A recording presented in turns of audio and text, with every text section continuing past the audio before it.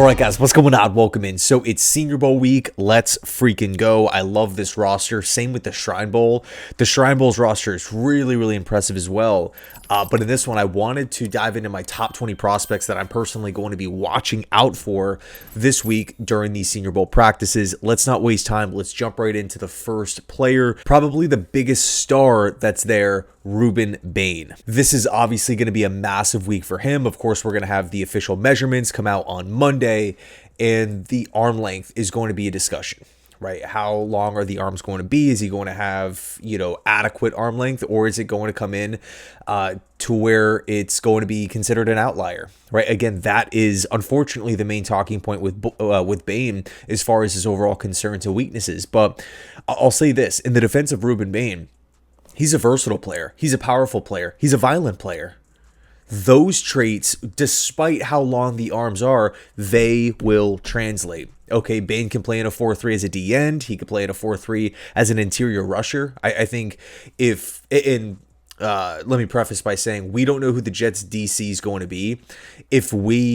Let's just say, this is not really what I want, but let's just say if it's the same style of defense that we saw from last year, Bain's a great fit. He could play at defensive end on first and second down, set the edge, stop the run, anchor down his side while also providing upside as a pass rusher. And then on obvious third down situations, you can insert Will McDonald into the lineup, have him rush from the outside, right? Fresh legs, pin his ears back and go attack the passer. And instead of taking Bain off the field, you just kick him inside and you have him rush the passer along next to Juwan Briggs. You take Harrison Phillips out of the game because he doesn't really provide much as a pass rusher, right? So Bain is a 3-down player in what the Jets ran last season. Now, if they hire Wink, who's the front runner at this point in time, or they go with the Jim Leonard or something like that, and we want to get a little bit more creative, or we want to be a little bit more multiple, run some odd man fronts, okay, Bain can fit there too. Again, the power, the size, the violence in which he plays with is going to translate. And I feel very, very good, very comfortable with Bain rushing the passer as an interior. I think 5-tech in a 3-4 odd man front system is probably his best fit. But overall, I feel like Bain is a really high floor player. Very important week for him. Now, let's also talk about David Bailey. Okay, the missile off of the edge. Man, does he have an explosive first step or what? Now, what's really cool, really fun to watch about David Bailey, this is my favorite thing about him, is that he comes to the line of scrimmage with a plan. He's not just, the speed rusher, and that's it. Or he's not just some, bull in a china shop, let me just knock the opponent back and get to the quarterback. No, he can speed around tackles, he can power through tackles, but he also wins with technique. You look at the hand placement, you look at his spin move, which is pretty damn impressive, right? You look at the evolution from David Bailey as a pass rusher back at Stanford to what he looks like now at Texas Tech. He looks more refined, he looks more polished, he looks like he has more moves. And again, you match that with the speed, you match that with the first step, you match that with the power and the violence in which David Bailey plays with. And man, does he have a big time motor. Again, another massive freaking week for David Bailey, who could very well be in play for the Jets at spot number 2. I like him a ton in a 3-4 setup, right, where he can really rush the passer off the edge as a stand-up. In a 4-3, right, like hand in the dirt, he could definitely, I feel great about him rushing the passer there. Although I don't know if he's going to be an every down player because of the edge setting abilities. I think he can do it, but I don't know if it's going to be a strength to his game. So we'll see how it plays out. And real quick before we move on, I did want to say this. Expect social media this week to be filled, absolutely filled with edge rusher highlights. No sort of disrespect to the offensive tackles in this class, but the talent gap, the talent margin between the edge rushers and the tackles that are there at the Senior Bowl, I would say is pretty big. So if again, days are rolling, right? The week's progressing. Every single day we're seeing David Bailey updates. Every single day we're seeing Reuben Bain updates, right? Little practice clips and whatnot. It's coming. It's coming. And it's not just these two guys. We have a lot of other edge rushers here to talk about. But those are the two big ones. Let's also talk about quarterback Garrett Nussmeier. Right now, Nussmeier, man, is Nuss interesting because you look at his strengths. the throwing mechanics, the overall release to his game, it is lightning quick. It reminds me so much of Jimmy Garoppolo. And that's actually my pro comparison for Garrett, right? A little undersized, but he wins from the pocket. Really, really accurate over the middle of the field, can throw darts when he's playing in rhythm, in sync. Everything is fantastic. At one point in time, 3-4 months ago, he was projected to go number 1 overall, not by LSU fans, but by draft insiders, right? So he obviously has the potential there. Now, the big concern with Nuss is the longer the play goes on, you feel like the percentage of something bad happening goes way, way up. Whether that's him launching the ball into double coverage, whether that's him trying to play hero ball, whether that's him maybe escaping the pocket and trying to fire a pass over the middle of the field, across his body, and it's incomplete, or it's just a dangerous pass. Again, when Nuss is in time, in rhythm, boom, first read, second read, these guys are open, and he can see the field and process cleanly. Everything is great. Everything is great with Nussmeier. He can hit shots down the field. The ball comes out super, super quick. But again, if those two guys are blanketed, the first, second read, and Nuss is hanging on to the ball, and then he starts getting like a little panicky with it, and he kind of goes into this like Brett Favre, Josh Allen, Pat Mahomes mode, where he tries to make these crazy types of plays, and it just doesn't work. And that was a major issue again in 2024. And so the hope was, okay, he has some size limitations. He's 6'1" around 200. I'd probably say anywhere from like 195 to 210. He's probably going to fall somewhere in that range when they do the measurements. Yes, size is a concern, but it's really this aspect of the play continuing on. Once the bumpers, if you will, of the offensive play is gone, once those are gone, you just feel like it just turns into just throw it away. Just throw the ball away, please, or dirt it, or get down, or something. Don't try to launch the ball into these dangerous situations. And that's, again, it happened in 2024, 2025 rolls around, same exact problem, which I think is what really hurt his draft stock, along, of course, with the size. And then he also got hurt this past season, dealt with a core injury. So a lot of the torque on the deep balls, a lot of the overall power on some of the passes in the deeper intermediate parts of the field, you kind of felt like they lost a little bit of power. I'm not going to ding Nussmeier for being hurt. Now, some said that, okay, once Brian Kelly was fired, they decided to go with Van Buren, essentially like a benching of Nuss. Yeah, he was hurt, but again, some people have mentioned like, okay, it was just time to move on. So take of that what you will, but regardless, I think Nuss is going to be a riser in this draft. I'm not saying he's going to be a first-round pick, but we all know how the process is set up. These guys are put in a position to rise. The hard part's over, the games. Nuss can get healthy. He's going to go to his pro day. I'm going to assume he's probably going to participate in the combine. I don't see why he would hold out from something like that. And coach's son. Not only is he a coach's son, but he's the Saints offensive coordinator's son, who just so happened to be an NFL quarterback in Doug Nussmeier. Okay, so yes, of course, he's a coach's son, but he's also a quarterback's son.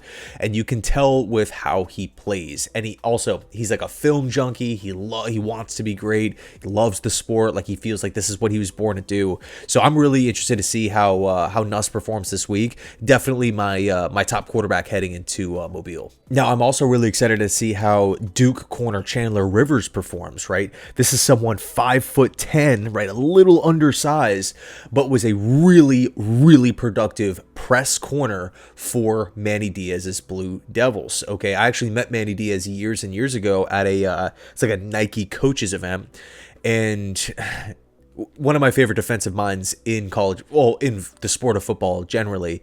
But if you are not tough, if you cannot tackle at the cornerback position, you're not playing for Diaz's defense. It's just out of the question. You're not going to suit up. Chandler Rivers is a feisty, physical press man corner, again, with a lot of success this season. The big knock on Rivers, again, is the size at 5'10". So this week, there are a couple wide receivers, one who we're going to talk about here in a second, that are in that 6'4" range.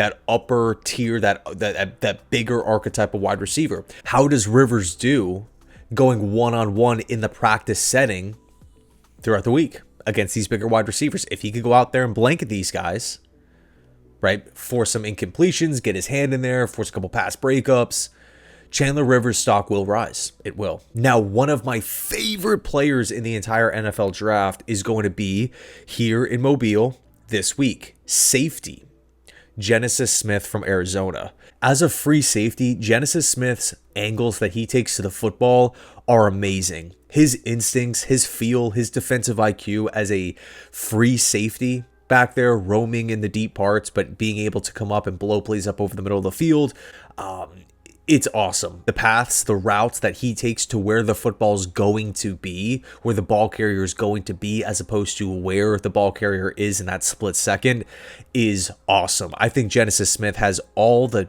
natural instincts in the world to be a successful NFL free safety. Now, he's currently being mocked in the 4th round. I think his stock is going to rise. I really do believe that. Again, just from a defensive IQ standpoint. Also, too, quick side note, you listen to coaches and players talk about Genesis Smith. He's the leader of the defense. Some say he's the quarterback of the defense. He's a team captain for a reason. And also, he didn't have to come out. He still had eligibility left. Genesis Smith is one of my favorite players, and specifically for the Jets, where we need that rangy, ball-hawking free safety and someone who can come up and make plays over the middle of the field in the box. I like Genesis Smith a ton. Now, we also have Tim Keenan, defensive tackle from Alabama, who's going to be at the Senior Bowl this week. And what's interesting, too, about the Jets is, yes, I like the starting 2 defensive tackles that we have in Juwan and Harrison, but the second one of those guys has to come out. You know, like, we're a thin roster.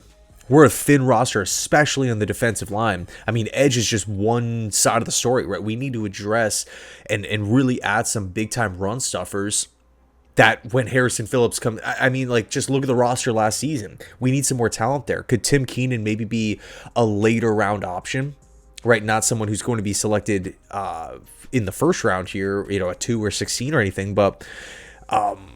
I think Tim Keenan he's an interesting player to watch here. If he goes out there and has a ton of success and he's just not moving on the defensive line, if he's really pushing the envelope and causing pressure within pockets, he's getting the better of guards and centers one-on-one, I look for Keenan to be a potential riser. Now, at this point in time, we don't know who the Jets defensive coordinator is going to be. Okay, we don't know.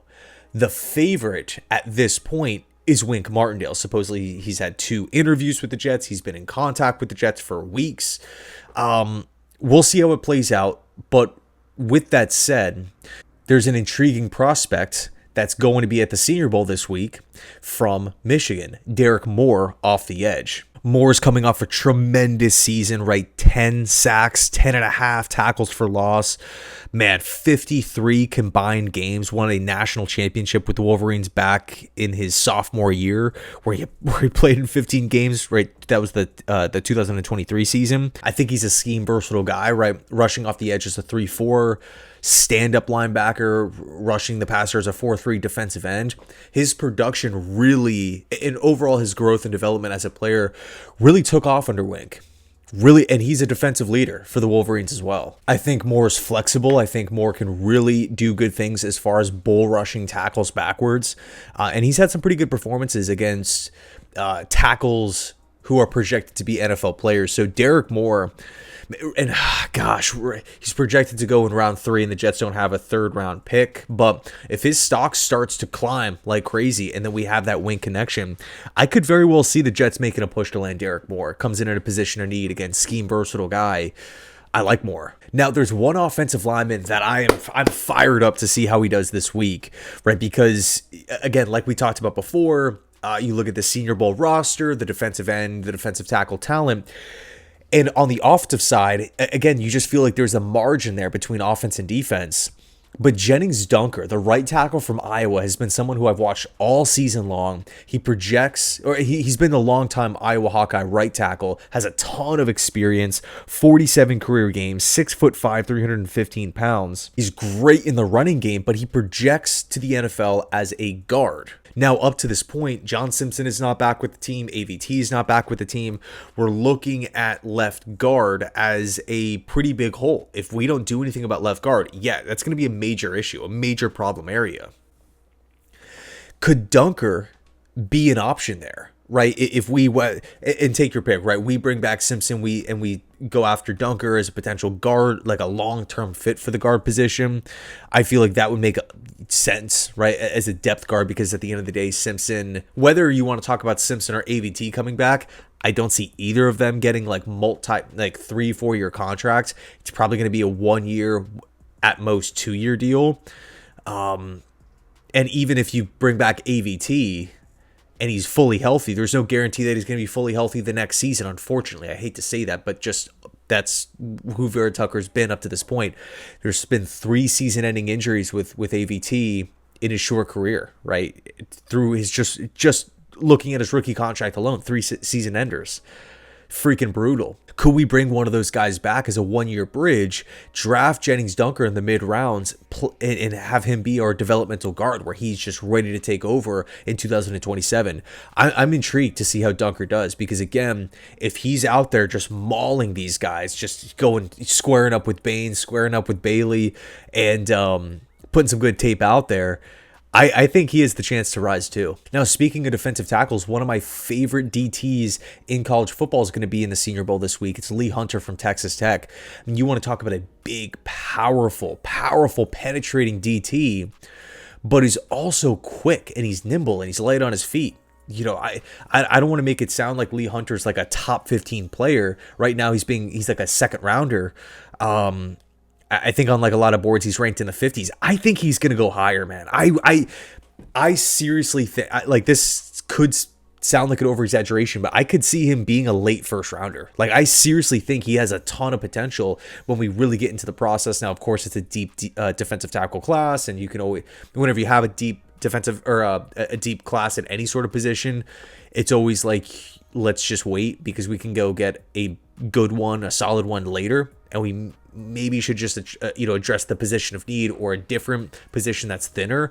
Sure, but I think Lee Hunter's tape is really, really impressive. I think his size and measurables project well, but really the biggest draw with Lee Hunter for me when I watch him is, again, the size, the power, the run stuffing, but when there's moments to make plays in the backfield and he is free in open space, he moves really well.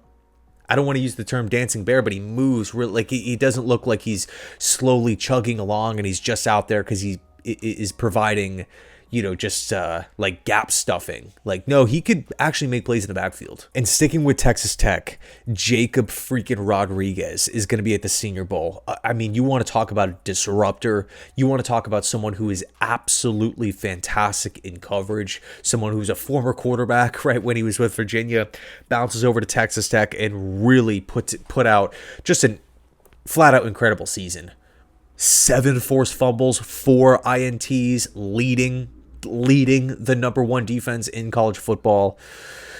Of course, it wasn't just because of Rodriguez, but man, the communication, the coverage in space, the fluidity, him just being, again, a chaos creator, taking the football away. He seems to have a knack for the football. He seems to have a knack for being in the right place at the right time. If that happens week after week after week after week after week, and you're playing on a stacked defense where you have other playmakers all around you, I don't know. I think it just says something about maybe defensive IQ if you're constantly in the right place at the right time. So, yeah, Jakob Rodriguez, big week for him. Now, I do think there's a sleeper edge rusher in this class that you just don't really hear him talked about going in round 1, which is fine. But it's Zion Young from MIZZOU. 6'5", 265, 8 sacks, 2 forced fumbles, a really, really good player in the running game. He can really set the edge. He has long arms. I think Zion Young in a 4-3 is such a perfect fit. Such a perfect fit.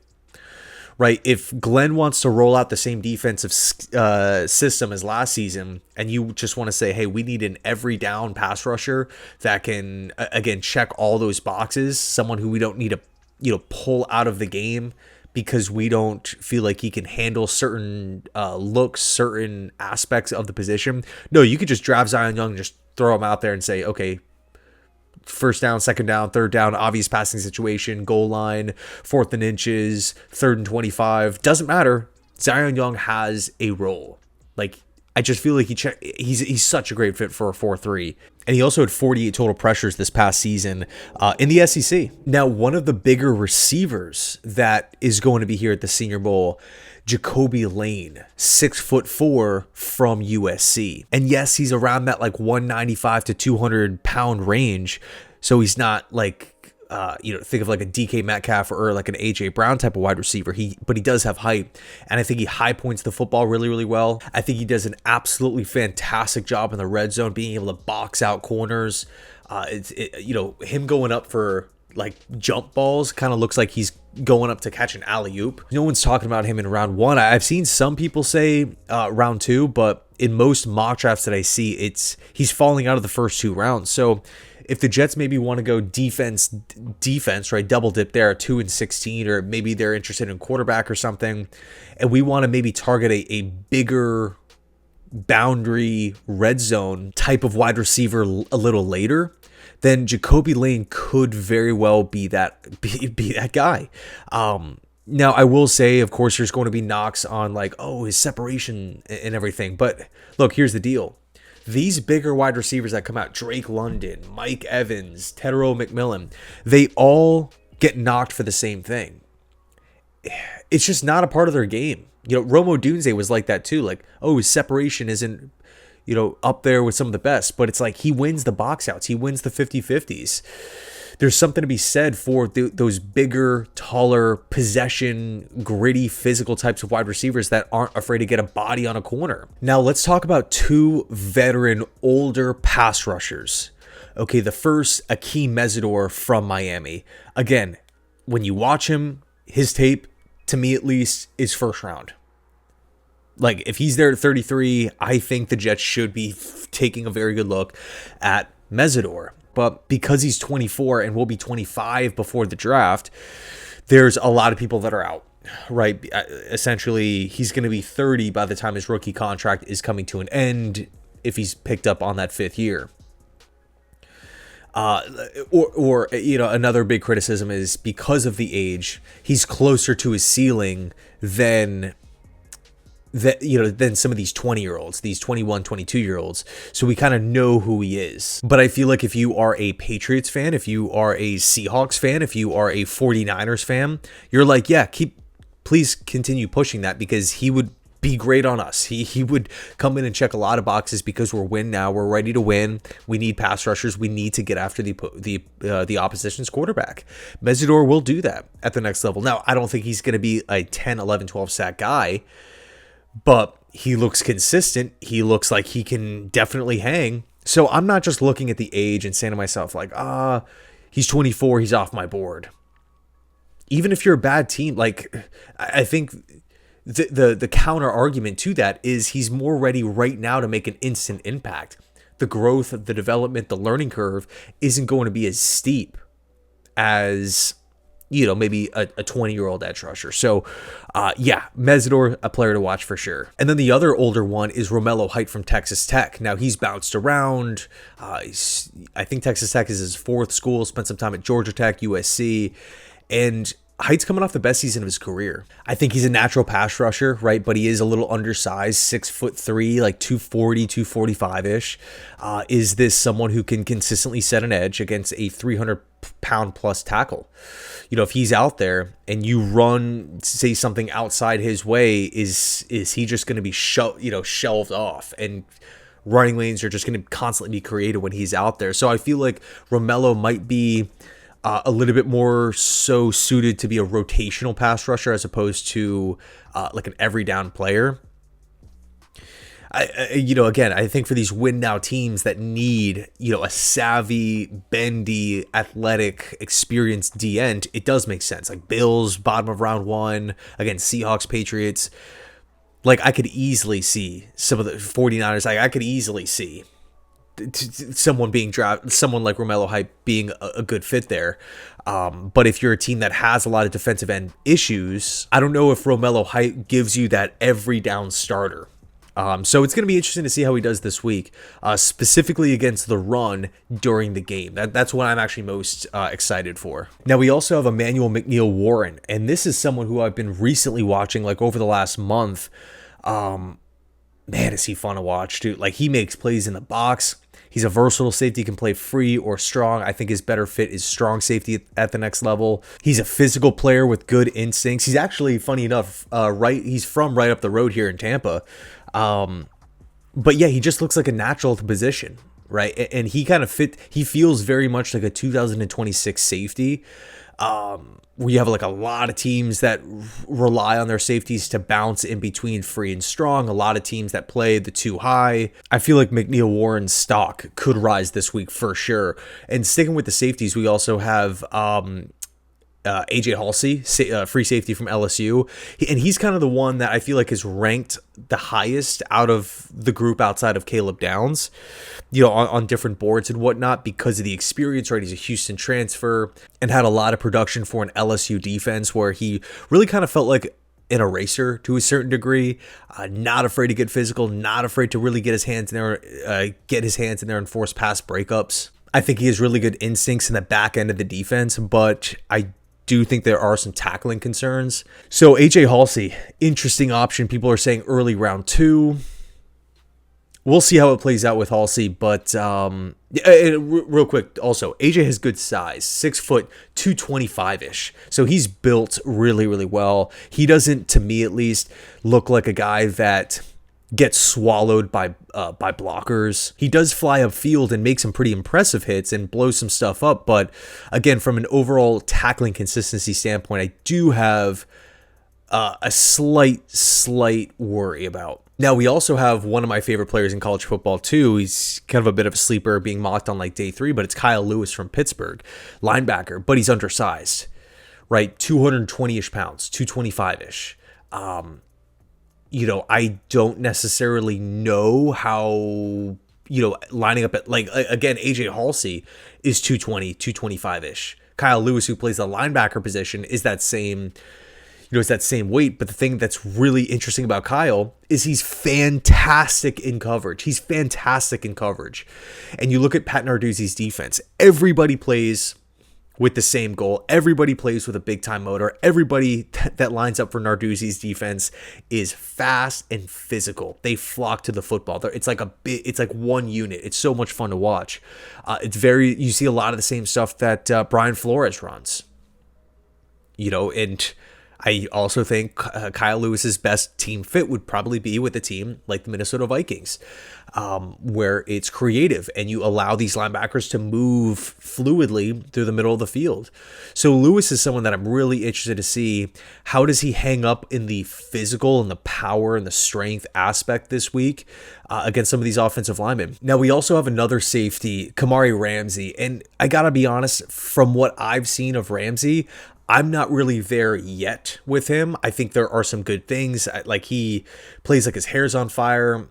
He makes plays close to the line of scrimmage. He has good sideline to sideline speed, which I like. I think he makes a ton of plays in the box, but I'm just not at the point where I'm like, yeah, 33, I'm going to take Ramsey. 44, I'm 100% going to take Ramsey. But again, the Senior Bowl, the whole point of the Senior Bowl is to get better. It's a showcase opportunity. So again, an opportunity for Ramsey here to boost up his stock. Let me know your thoughts down below where you stand on Kamari Ramsey, because he's an interesting, some people that I talk to love him. Some people are like, yeah, I don't really see it. So yeah, I'm interested. Player to watch for sure. And then the last player here is TJ Parker, right? TJ Parker, edge rusher from Clemson. He has a lot of things that you really like. He has size. He has a disruptive nature. He has versatility. He can play in a 4-3 or a 3-4. He has experience. His pursuit is really good. But the thing is this year, the on-field tape wasn't all that impressive. It wasn't screaming first-round pick. But if you go back the year prior, there was a reason why he was being mocked in the top 5. Because he has a tremendously high upside, while at the same time has a high floor. The problem is this past season, you don't really feel like he took that next step. And ironically enough, you look at the entire Clemson roster, you can make that argument with a lot of these, a lot of these highly talented guys coming out of high school, right? Where it's Peter Woods, it's the same thing, right? Season prior, there's so many, even the season before that, there's so many impressive things, and you're just waiting for this season for him to take another step, but it doesn't really happen, right? You look at the Clemson offensive line. Cade Klubnik is another, high-end high school recruit that just never really felt like he reached his full potential. And people that cover college football talk about this all the time. Like, there's somewhat of a development question mark coming out of this program. So TJ Parker has all the tools, has all the physical, boxes checked to be a great defensive end at the next level. This week, let's see him do it. Let's see him go out there and put out a great week of practice, go to the game and have, a great day. I think in the running game, Parker provides a ton. He really provides a ton, like instant impact stuff I'm talking about. But as a pass rusher, can he reach the upside? Because this past season, we didn't really see it. So anyway, let me know your thoughts down below in the comment section.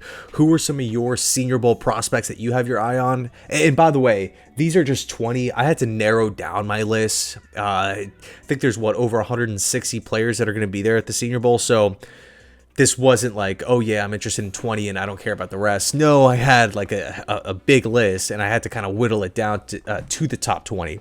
So no disrespect to anybody that wasn't on this list. These are just my personal guys that I'm really looking forward to, seeing it. There's a lot of talent here, right? Caleb Banks from Florida, VJ Payne, safety from Kansas State, someone who I'm interested in potentially on day 3. Lots of names here. Oh, real quick, we'll throw in a quick bonus. Cole Payton, quarterback, North Dakota State. He has, from a physical standpoint, everything that you want, right? He has the size, he has the weight, he has the speed, he's a long strider, he has a powerful arm.